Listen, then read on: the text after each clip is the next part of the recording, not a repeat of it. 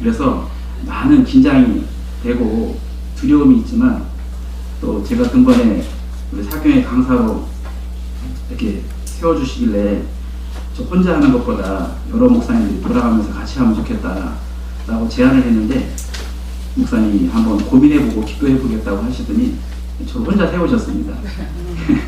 그래서 저는 정말 부족하고 형편없는 그런 사람이지만, 하나님이 또 최 목사님을 통해 세워주셨고 또 이 자리에 세워주셨기에 하나님 주신 은혜를 여러분과 함께 나누고자 합니다.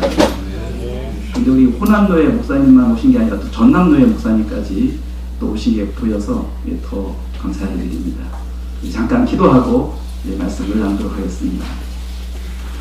우리를 영원한 멸망 가운데서 구원하시고자 독생자 예수 그리스도를 보내주신 거룩하신 아버지 하나님, 예수 그리스도를 나의 구주로 믿는 믿음을 허락해 주셔서 죄사함 받게 하시고 하나님의 자녀로 거듭나게 하시고 세상에 살면서 하나님을 아빠, 아버지라고 부르며 예배하며 살게 하시고 영원한 하나님의 나라를 우리에게 허락하여 주신 것 생각할 때 진심으로 감사함을 드립니다.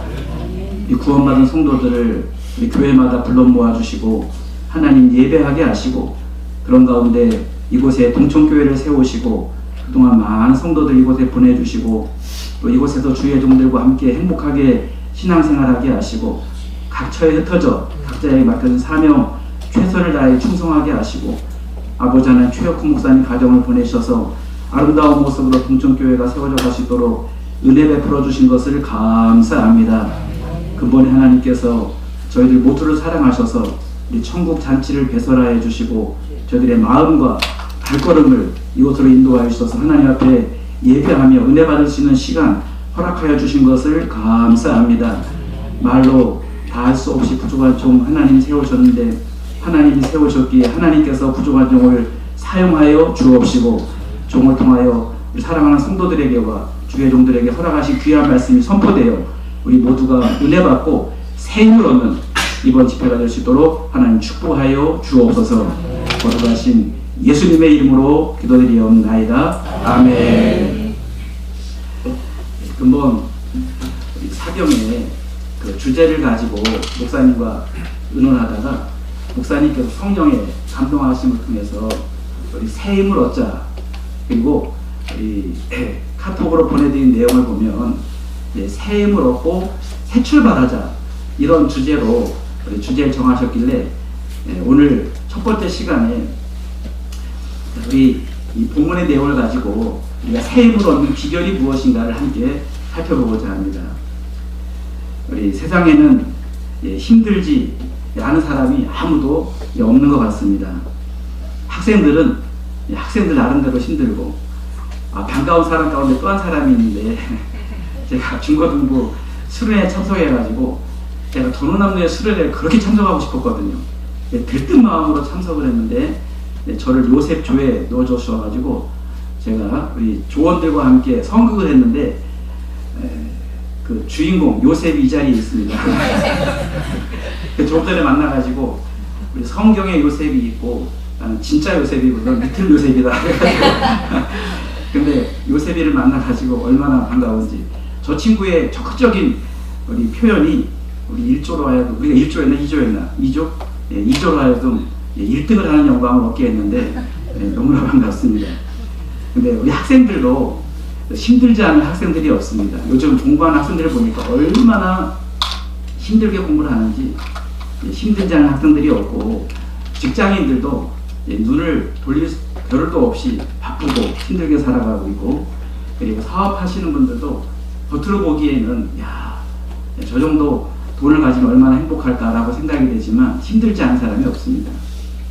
그런데 특별히 농사하시는 분들, 저희 아버님이 은퇴하시고 농사 짓는 것을 제가 보았기 때문에 이 농사가 쉽지 않다는 것도 경험했습니다. 그러고 보면 힘들지 않은 분들이 없는데, 또 목회자분들도 많이 계신데 목회자들도 얼마나 여러분 모르는 고통이 그들 가운데 있는지 여러분 목회자의 가족은 아실 것입니다. 근데 힘들지 않은 분들이 없는데, 이렇게 힘들게 살아가는 가운데 세 종류의 사람이 있습니다. 그 힘들고 어려울 때 이를 악물고 버티는 사람이 있습니다. 내가 이제 우리 가족을 위해서 직장생활 은퇴할 때까지 버텨버리다, 힘들지만 버티겠다 해가지고 일을 안 물고 은퇴할 때까지 버티는 사람이 있습니다. 두 번째 어떤 사람이 있는가 하면 너무 힘드니까, 힘들어서 중간에 포기하는 사람이 있습니다. 공부하는 것도 힘드니까 포기해버리고, 심지어는 목회하다가도 힘들면 포기하고, 또 신앙생활하는 성도들도 신앙생활이 열심으로 은혜 받고 하다가 힘들면 신앙생활을 포기하는 경우도 보게 됩니다.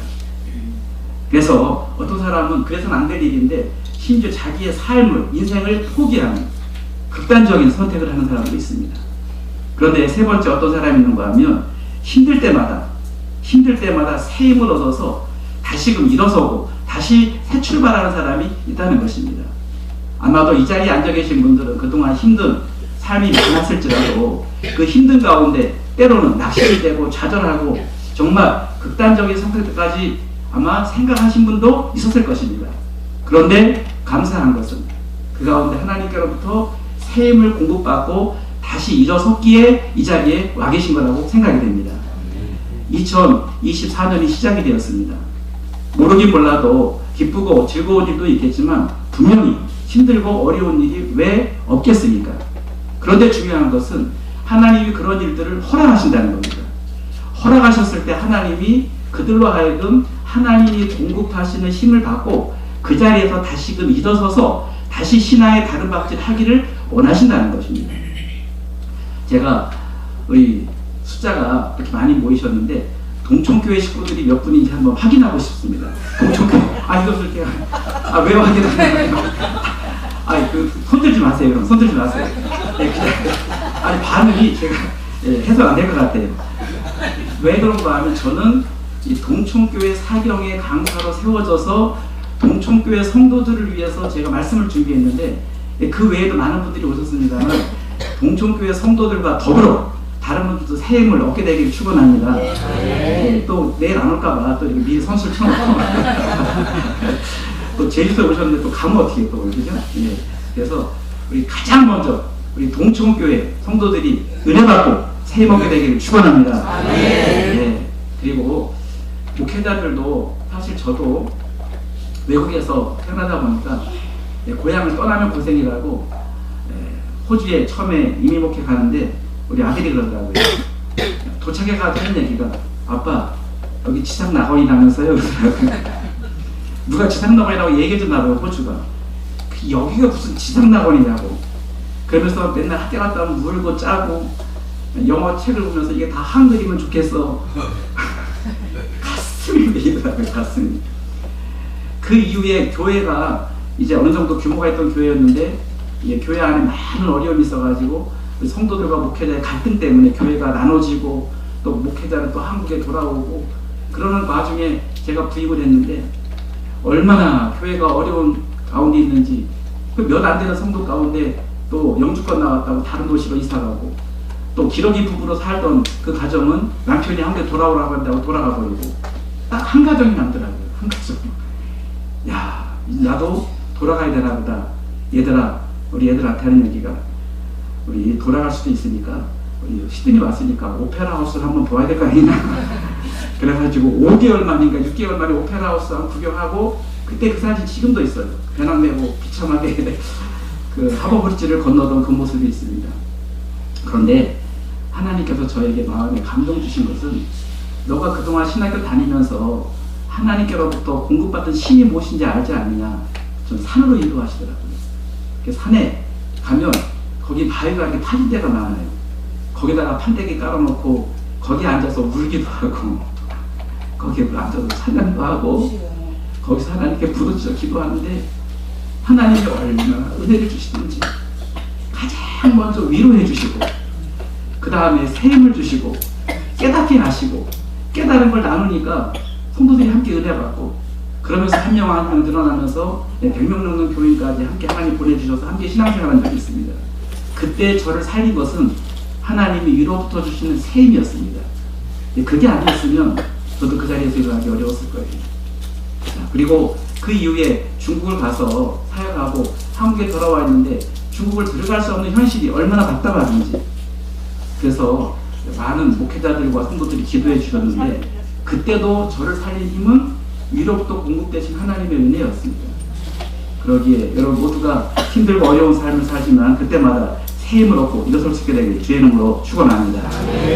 그래서 제가 설교 제목을 무엇을 바라보십니까? 이런 제목을 정했는데, 이게 왜 그런가 하면 사람은 무엇을 바라보느냐에 따라서 새 힘을 얻기도 하지만 무엇을 바라보느냐에 따라서 낙심이 되는 경우가 있습니다. 그래서 먼저 생각할 것은, 우리 무엇을 바라볼 때 낙심이 되는가 하면 우리 자기가 처한 그 환경과 상황을 바라볼 때 낙심되는 경우가 많습니다. 여러분, 선지자 가운데 엘리야 그러면 선지자의 대표 아닙니까? 그를 가리켜 불의 사자라고 이야기합니다. 위로부터 불을 내리게 했던 그런 위대한 선지자인데, 그가 자기가 처한 상황에 이세벨이 자기를 죽이려고 합니다. 그 소식을 듣고 자기가 로뎀나무 아래 누워서 잠이 자고, 그리고 하나님 앞에 뭐라고 얘기하죠? 자기를 죽여달라고 얘기합니다. 낙심이 된 상태에서, 여러분, 낙심이 되면 사람들이 손맥이 풀리고 아무것도 하고 싶지 않고 그냥 자고 싶은 거예요. 엘리야가 그런 가운데 있을 때 하나님의 천사를 보내서 그를 어루만져 주시고 다시금 일어서게 하시고 다시금 그로 하여금 일어서서 전진하게 하십니다. 아마도 이 자리에 계신 분들 가운데 목회자들이 많이 계신데, 엘리야와 같은 심정 때문에 때로는 더 이상 목회를 그만두고 싶을 때도 있었을 것이라고 생각이 됩니다. 왜? 제가 경험했기 때문에. 그러기에 그런 가운데 하나님이 새 힘을 허락해 주셨는데요, 그때 상황을 보면 오늘 본문 가운데서도 야곱아 라고 말하기를, 또 이스라엘아 말하기를, 여러분이 아시는 것처럼 그들은 에서와 야곱 가운데 쌍둥이지만 하나를 택하신 거예요. 그래서 야곱과 이스라엘 하는 것은 택함받은 모든 성도들 향해서 말씀하시는 겁니다. 구원받은 성도들, 택함받은 성도들에게도 낙심될 만한 일이 너무 많다는 것입니다. 야곱아 어찌하여 내가 말하며, 이스라엘아 내가 어찌하여 이르기를 내 길, 내가 가는 길은 여호와께 숨겨졌으며 내 송사는 내 하나님에게서 벗어난다 하느냐. 너무 억울한 일이 많은 거예요. 송사를 해결해 주셔야 되는데, 내 길을 하나님께서 인도해 주셔야 되는데 내 길이 막혀 있는 것 같아요. 하나님이 전혀 역사하지 않는 것 같아요. 네, 우리 아내하고 이야기하면서 아마 최 목사님이 우리 아들 목사님한테도 연락을 했을까 그랬는데 진짜 왔네요.